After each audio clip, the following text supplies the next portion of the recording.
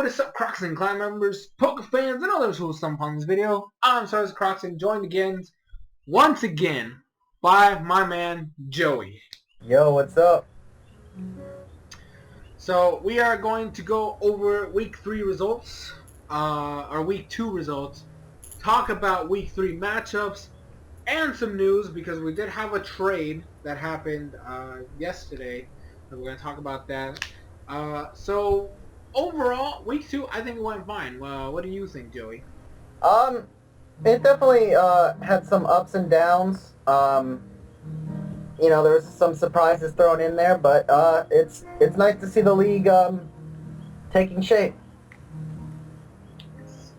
So we did have a couple surprise losses, but other than that, I mean, I think we did great. Definitely makes me look forward to the upcoming weeks. So, results, I did upload the video on Tuesday. We'll leave a link in the description so you guys can go watch it. But essentially, Joey won his matchup against SoresanCrockxen. North won his match against Swishy. Doruk won his match against Braviary Andrew. Against Andrew. I lost my match against Adam because it completely threw me off. I was off my game. I'm willing to admit it. I made mistakes. And then, unfortunately, we did have a forfeit. The Gardevoirs versus the Forest Future Sites. Unfortunately, the Gardevoirs were not able to participate, causing them to forfeit the match, meaning the Elex Forest Future Sites now have a win on their record. And then the Kreen City Retaliates had a week, their bye week, so they had pretty much just a chill week. Watch the competition, see how it played out. I think it went well. I really do. Even if I did lose, I still think everybody did great. So. It'll be interesting to see how Adam's second week goes. See if he brings the same kind of innovation that he brought for you, and see if he actually cements himself as a legit league threat, or if he just did well. Got a lucky win. Did well week 1, so this second week will be interesting to see. Doruk seems to have bounced back fairly well after week 1. I believe it was a 3-0. Yes, or 4-0? It was a 3-0. So he there's like a couple groups in the table. There's 2 at the top with 2-0, 2 behind them with 1-0s, and then there's a nice group right in the middle with 1-1 records. And the 3-0 allows Doruk to sit at the top of that due to the differential. So he's sitting pretty nicely there after this win. The North against Swishy was Swishy brought stall, and North brought kind of a mix between bulky offense and hyper offense, and it was a long battle going back to see who would finally get enough, if the offense would finally break down enough walls to go through, or if the stall would... The wall stood down. Like, the wall would eventually just wear down all the attackers. And North was able to come through at the end, but there were 2 misplays on Swishy's part. I think one of them was Carbink going for Reflect when the Reflect was still up for another turn. So the Carbink didn't have the chance to do anything there. And then the other one was a double wish coming from Umbreon instead of protecting, and receiving some help and trying to stall. Which I do believe that North had Mega Low Punny out, meaning if he went for high jump kick, so he would have missed, causing half of his HP to go down. No, Low Punny had died previous to that. To the Umbreon? No, to the Carbink. It died. No, but I'm talking about the Umbreon, the Double Wish. If he had gone for Protect, It would have... Sure. it was against the Mega Lopunny. It was against... If I remember correctly. It was against the Bisharp. The Mega Lopunny had a double down with Carbink. Mega Lopunny knocked out the Carbink, but then died to Toxic. So Bisharp came in on the Umbreon, and the Bisharp was paralyzed. So had the Umbreon gone for Protect, it could definitely stall out another turn or two, and for a full paralysis before getting off an attack. So, and a Foul Play would have done a shit ton of damage because Bisharp is powerful. Yeah. So, but yeah. So I'm gonna talk about next week's matchups first. My game. I think I caught Swagsire off guard with a full special attacking Hoopa Unbound. He did miss Will-O-Wisp though, so he did. That was unfortunate, but I don't think in the end it mattered because, I mean his Dragon Dance Haxorus took me out at full, and none of his Torkoal's attack and the Mega the Gorgai switching out right away into the Mega Venusaur wouldn't have done enough damage overall to change any of the outcome. So I don't think the Will-O-Wisp was really that game changing, but it could have had an impact. That's all I'm saying. Maybe, but I mean after the Mega Venusaur went down, and then the fact that I could that Thunderwave Haxorus or Thunderwave on Hoopa Unbound was something I was able to run somehow. The Haxorus was weakened and allowed my Mamoswine to take it out, and then I'm surprised he didn't have a Lumberry. That was something I was a little worried about, but I mean with Torkoal, Mega Venusaur gone, and Haxorus gone, and the Ambipom Life Orb just slowly wearing itself down,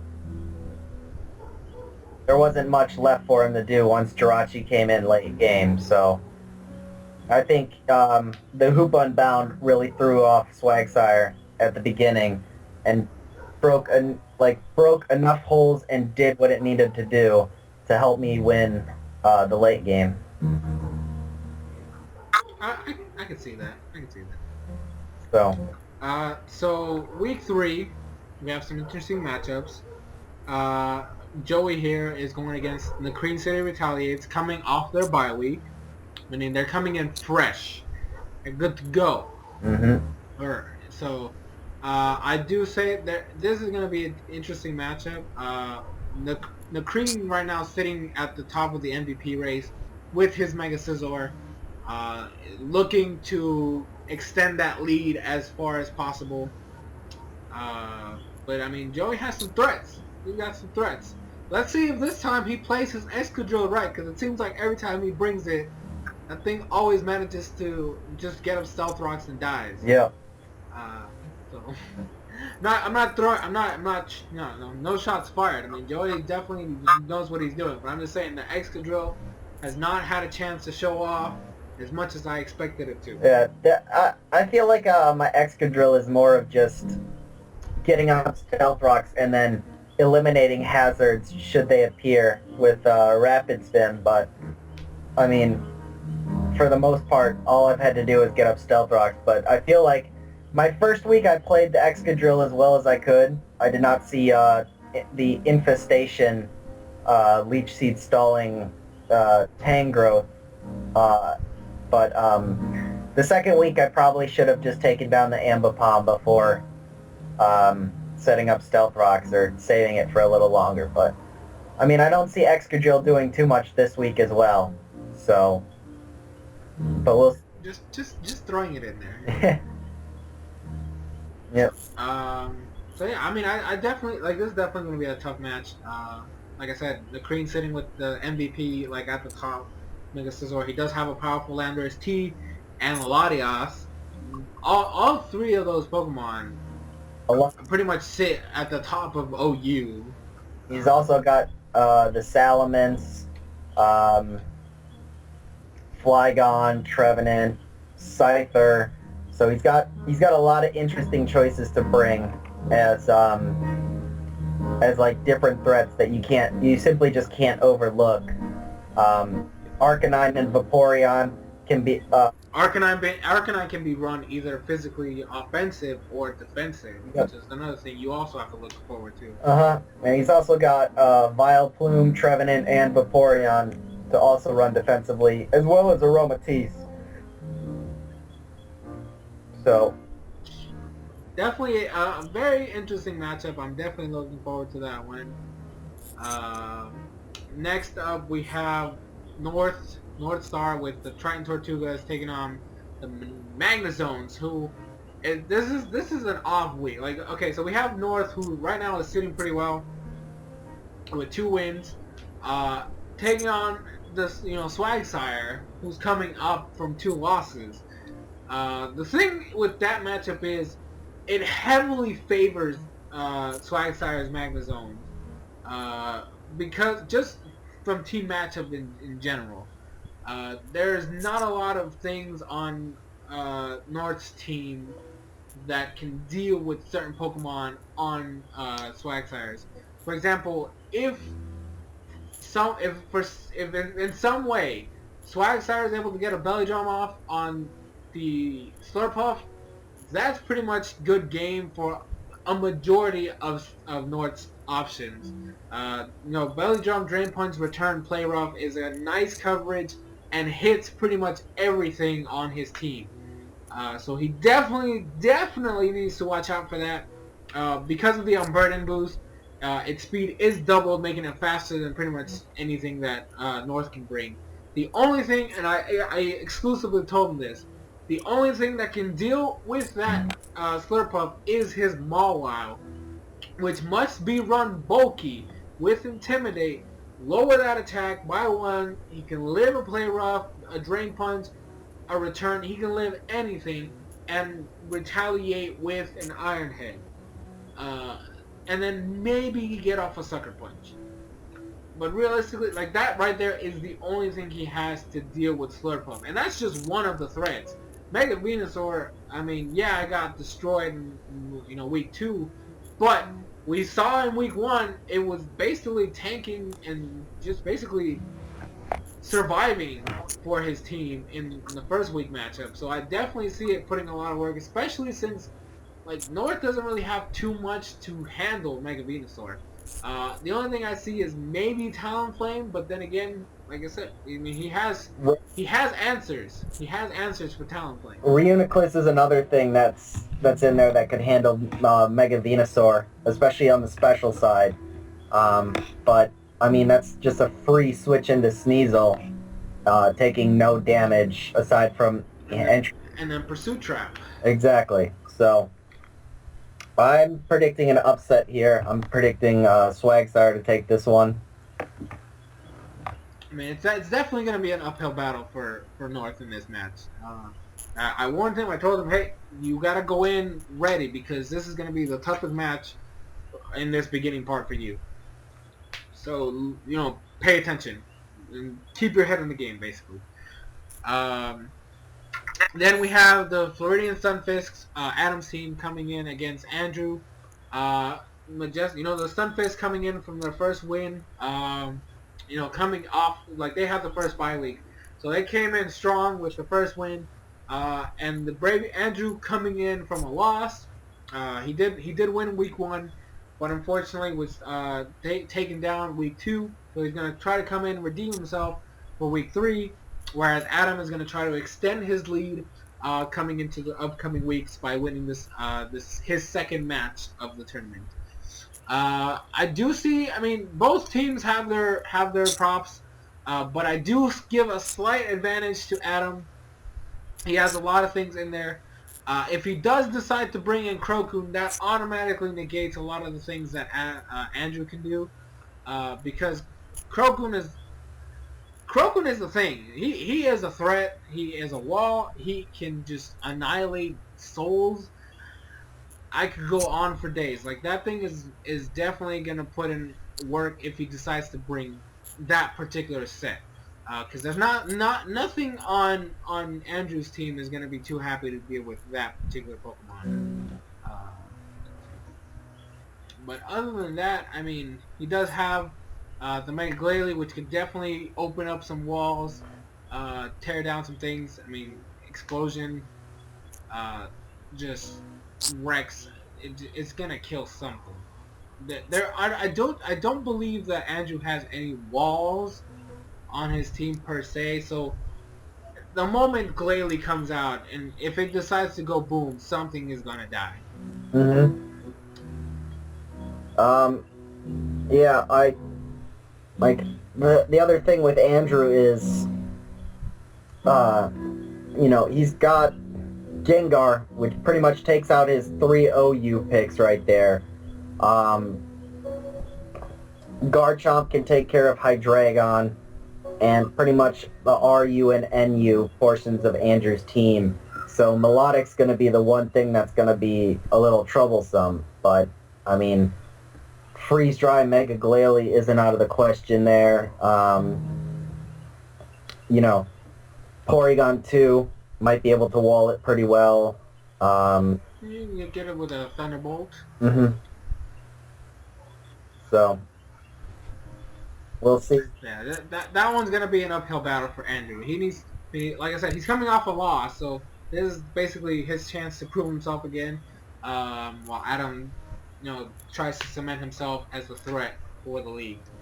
The next matchup is the Graceful Gardevoir's Charlotte's team against Swishy. Now, both of these teams sit near the bottom. They both have 2 losses, where Charlotte has a forfeit. Yeah. So technically speaking, it's one loss, 1 forfeit.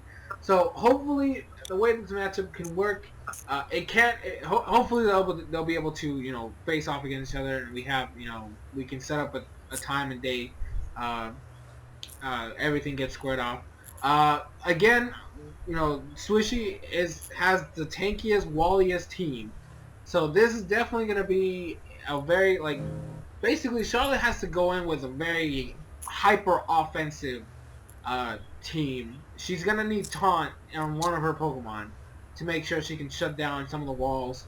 We try to set up either, stat boost or just, wishing or protecting, all that stuff. So she needs Taunt on something to shut those walls down. And Swishy just has to make sure her walls stay in comfortably. Mega Slowbro is definitely a threat, but there is an issue. Hyper Voice from Mega Gardevoir is never to be messed around. Mega Slowbro does not appreciate special attacks if it does not have its Calm Mind boost. And a Hyper Voice from Pixelate Mega Gardevoir is gonna tear that Mega Slowbro up. So it's definitely gonna be a battle of whether the hyper offense of Charlotte can break through Swishy's walls, or will the walls actually hold up against this attacking force. Mm-hmm. It seems like it's another week for Swishy, where she's got to see if she can bring the right walls with her and get off enough damage to attackers to do something. But definitely an interesting match, and one that'll help out both teams and launch them up the table again, which they both need. So. And then the last matchup is the Future Foresights against the Kentucky Fried Combuskins. This, once again, I always like to reiterate this because this is a very important thing, and I hope that when we get to our halfway point,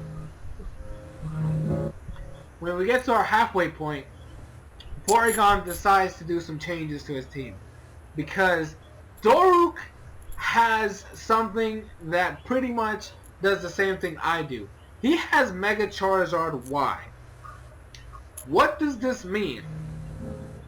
He basically deals with a majority of his team with no issues, just by itself. Not only that, he also has Galvantula, which definitely deals with Uxie, with Celebi, and with Mew. It also can run Giga Drain to deal with Gastrodon, Electric Coverage to deal with Rotom Fan, and Sticky Webs go up, and that Mega Beedrill becomes less of a threat now that it's like with a -1 speed. So this, I mean, it's definitely like, I believe the Foresights are coming in off a loss. No, they have the win from the forfeit. Yeah. Which means he's still technically in a loss ratio because the only battle he's actually had up to this point was a loss. So he definitely, like, he has to come in ready to prove himself, like saying, hey, I'm not out of the game just yet. Do not count me out. I am ready to go. But, like I said, this is definitely going to be a hard matchup because Mega Charizard Y is definitely a threat. Galvantula is sitting there nice and cozy. And, like, Doruk right now has to make sure hazards do not go up because Mega Charizard Y does not like Stealth Rocks. No, not at all. And just tear through. Like, Charizard Y with these three, Fire Blast, Solar Beam, and Air Slash, that automatically shuts down a majority of Porygon's team. Just those 3 attacks alone. Then you can give Roost on that last one when you need to heal up, and you'll be good to go. The thing that should worry Porygon too is a lead Galvantula can come in, and Porygon has almost nothing for it. Exactly. So it's definitely going to be a tricky matchup. I wish the best of luck to both opponents, but I gotta go with Doruk on this one. This is just for the fact that he has Mega Charizard Y. That's literally the main reason why I'm leaning more towards him. But who knows? We could see an upset here. Mm-hmm. And then I get a bye week this week. So I'm going to be good. I'm going to be chilling, watching everybody, making sure I see who's doing what, who's running what, who's winning, who's losing, what the matchups are like, what they play like. Trust me, I'm going to be Hawkeye over here. I'm going to be looking at everybody and making sure that when I come back for week 4, I'm going to come in strong, ready to take down anybody. There you go. So like I said, I'm coming off a loss, but I'm okay. I was worried realistically for nothing because I expected that Crocoon, and that's the thing that really concerned me. But other than that, I mean, the matchup was great. I did make up a lot of mistakes, but I'm gonna correct myself the next time. So don't worry about it.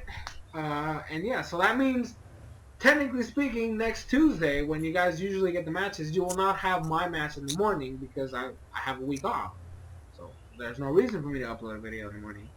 But you will have all 5 matches. 5. Mm-hmm. Yeah, 5 matches in the afternoon. So look forward to that. Hopefully you guys enjoy it. Joey, I wish you the best of luck. We also got a bit of news this week. The Kentucky Fried Combustions and oh, right. I forgot. The Whitney's LA Miltanks have agreed to a trade. Whitney's LA Miltanks have traded away their Steelix from the RU tier and acquired the Combustions Jolteon. So, a fast special attacker from a Swishy versus, Doru getting a tanky Steelix. Definitely good for both of them. They both, I mean, Swishy needs offense. She does.